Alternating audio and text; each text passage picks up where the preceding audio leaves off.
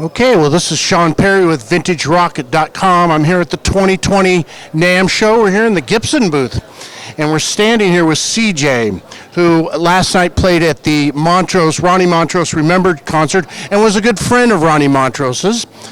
How you doing, CJ? I'm doing well, thank you. Yeah. So what brings you to NAMM? I'm kind of always been in the music business. There's a few things that I do from a retail standpoint, and then just to make contact with people and friends and things like that, you know. That's basically what brings me here. But mostly for contact with people and associates and things So like that. do you have a store? Or? No, I'm a skilled craftsman, and I just do guitar work and tech work and things like that, but then I'm also a player and a singer and a songwriter. And in terms of Ronnie, that's how we first met. I had a shop up in the Bay Area, and he came in and he wanted me to make him a pickguard. I made a pickguard, and we fell in love. So you initially met Ronnie working on his gear, and then you eventually played together. How did that evolve? Basically, it happened.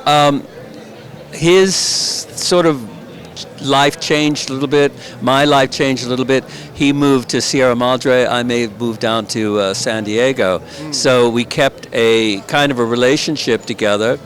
And then he would come down, and I would do things for him. And then one day I said, "Hey, Ronnie, I've recorded some stuff.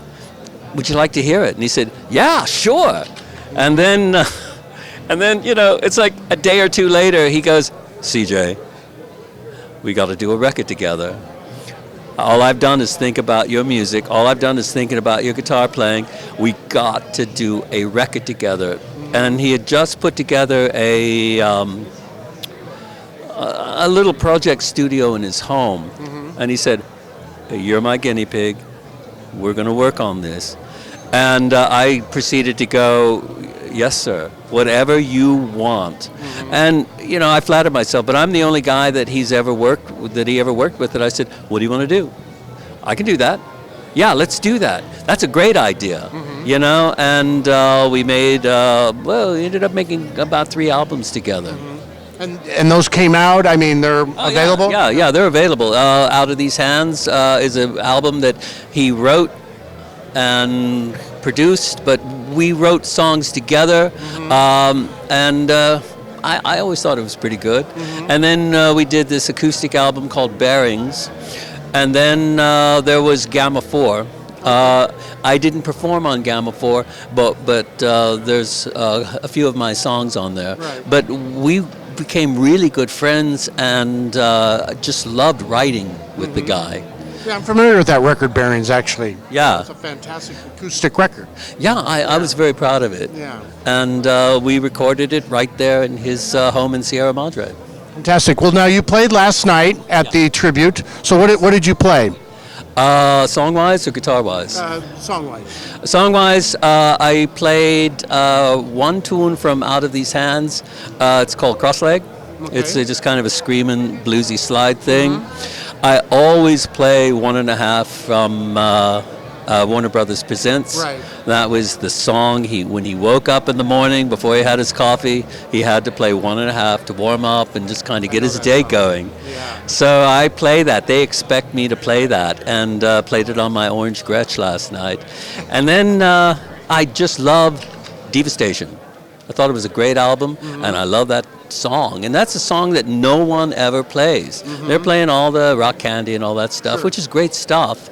But God damn it, he had so many other facets to his playing. So I did the Devastation, and then there's the song that he and I wrote together that's just like the hammer of the gods. It's called Rock Me to Sleep. And it was a thrilling thing for me because he got the basic idea when he was working with Edgar, and he brought it to Edgar, and he said, "Hey, try this out." And Edgar looked at him and said, "Sorry, Ronnie. Sounds like Bonnie Raitt." Oh. And then he shelved it. And then one day when we were like working on Out of These Hands, he goes, "Well, I got this thing." Edgar didn't like it, and I'm like listening to it and going, "Please, Can I have a piece of this? Can I have a piece of this? And we did that. Cool. So now, did you play? Who was on stage with you last night? In terms of what I was doing, I have a little band in San Diego. We're called Holdout. Oh, okay. And so I had, it's just a trio. Oh, okay. And so I had Joe Gillis, the bass player, and Rene Almerez, the drummer.